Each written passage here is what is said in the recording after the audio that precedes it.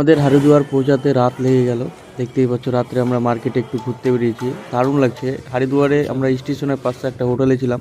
হোটেলে তোমাদের তো বলেছি কত টাকা নিয়েছে। আমরা আশেপাশে দেখছি যে খাবার দোকান আছে কিনা। তো হরিদ্বারে প্রচুর খাবার দোকান, তার ভিতরে আমরা একটা খাবার পছন্দ করলাম। এই যে এই খাবারটার নাম কি হলো মিল্ক শেক। হয়তো ব্যাকগ্রাউন্ডে শুনতে হচ্ছে, আমার বন্ধুদের বললাম জিজ্ঞেস করতে। আমরা প্রথম খাচ্ছি, খাবারটা খুব সুন্দর লাগলো আমাদের খেতে।